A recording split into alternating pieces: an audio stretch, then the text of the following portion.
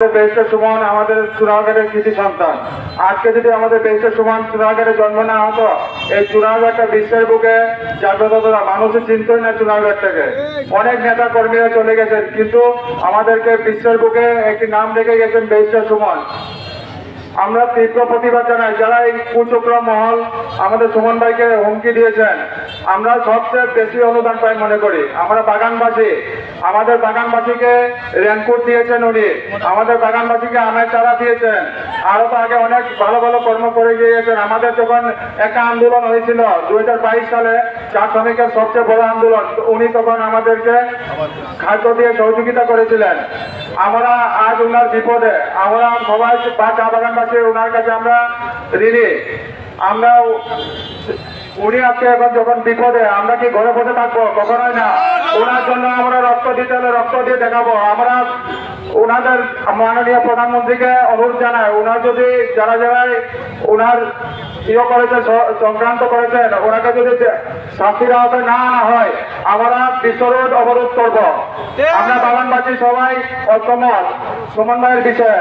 আমি আমার বক্তব্য দীর্ঘায়ু করব না। সুমন ভাইয়ের কিছু হলে চলবে এখন ঘরে ঘরে। আজকে এসেছি জীবনের নিরাপত্তা নিয়ে, জীবনের নিরাপত্তা চেয়ে আবেদন এবং ব্যারিস্টার সাইদুর হক সুমন ভাইকে হত্যার হুমকির প্রতিবাদে এই মানববন্ধনে আমরা বক্তব্য দিব না।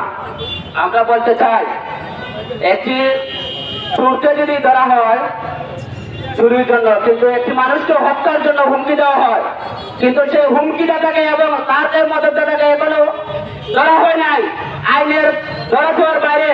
তাই আমি আইন শৃঙ্খলা বাহিনী সহ এসবিডিবি এনএসআই সহ যারা আছে তাদেরকে বলবো অতি সত্বর এই হুমকিদাতা এবং তাদের মদতটাকে খুঁজে বের করে আইনের আওতায় আনার জন্য। নাইলে এই চুনারঘাটবাসী বসে থাকবে না। চুনারঘাট থেকে শুরু হয়েছে, সারা বাংলাদেশ আজ এই প্রতিবাদে কাঁপছে। সুমন ভাই শুধু চুনারঘাট মাধবপুর নয়, বৃহত্তর সিলেটের নয়, সারা বাংলাদেশের একটি আইডল। তাই প্রশাসনের প্রতি আহ্বান জানাবো অতি সত্বর এই হত্যা হুমকিটা থেকে গ্রেপ্তার করুন।